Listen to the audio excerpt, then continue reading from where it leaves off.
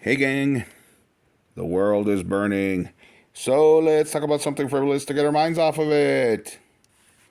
Welcome back to Toys I Did Not Own as a Kid, Estate Sale Edition, yet again.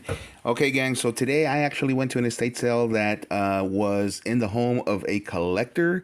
So it was like going to a toy show. I ended up spending way more than I ever spent at an estate sale.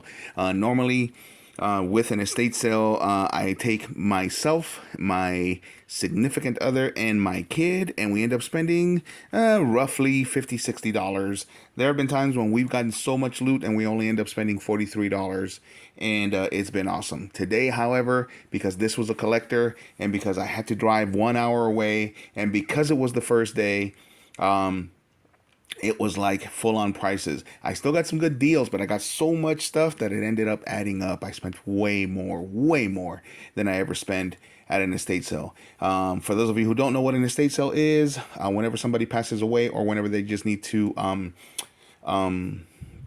make some space in their home, they usually hire a company that comes in and they arrange things in your home so that they look nice and people come into your home and buy them. They price them at certain prices. And then you get to buy them. Usually they last 2 days. Sometimes some have been known to last all the way up to 4 days.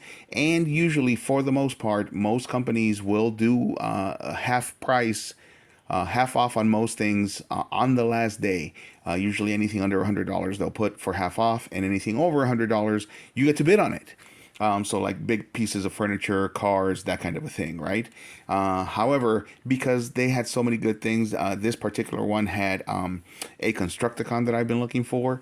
So I decided to try to make it before they opened. I did not make it before they opened. I was trying to be one of the first 25 in the home because they were allowing only 25 people inside the home. It was a very small home, so they were only allowing 25 people inside the home at a time.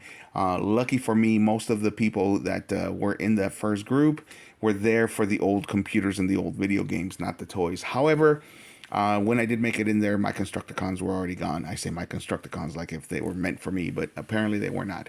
But there was a lot of stuff left, as you can see, and I got a lot of stuff. So let's get going. The video is getting long, so let's get going. So first off, I got some GoBots. As you can see, I am a GoBot fan. I got another Leader One. I already have one, but mine was broken. This one is actually in great shape. It's still complete, and it is an original Leader One from 1983. So got that guy, and then this is also another GoBot. I don't know his name, okay, but as you can see, look at the prices: $10.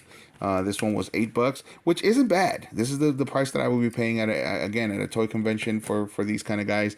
In fact, this little one probably they would charge about $15 because he's in such good shape.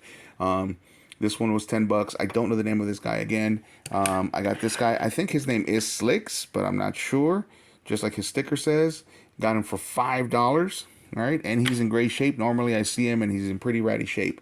I thought these two were GoBots. I don't know. This one says Bandai Japan, and it says MR43, but he feels very plasticky. So, but I'm gonna just go ahead and say yes, he is a GoBot. This guy, however, I thought he was a GoBot. It turns out he's not. I have seen a video where they do this guy.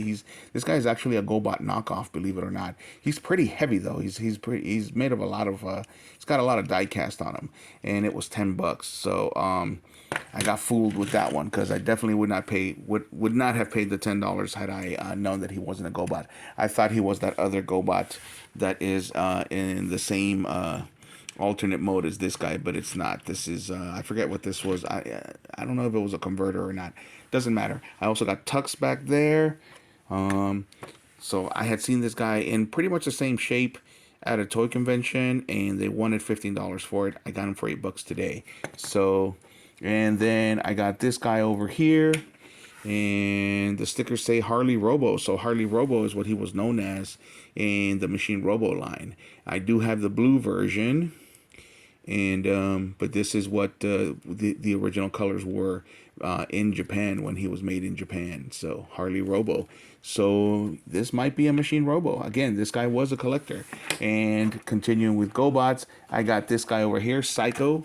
I already have one out of box, but this guy kept the box. This has been opened, but he kept the box, and inside Psycho. Oh, I'm doing all that off camera. And inside, Psycho is looking pretty snazzy. He's in great shape. Usually, those fins on his on the legs are the ones that get damaged, and this looks like it's not damaged at all. So, definitely worth the 38 bucks. And they had every other one. These guys, they had all of these guys. And except for Destroyer wasn't there, but they definitely had all of these guys. I felt bad. I felt I wanted to get more, but look at that price. I'm not going to be paying that much. Again, I went way over budget today.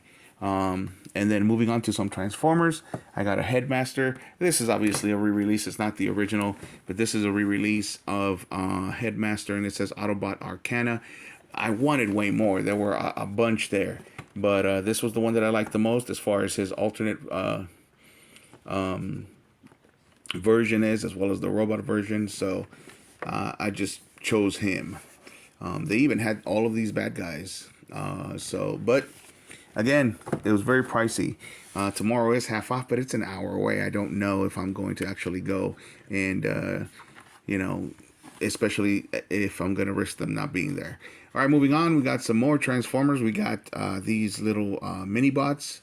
Again, obviously re-releases. These are not the original sculpts. These are re-releases, I believe, from about 5 years ago.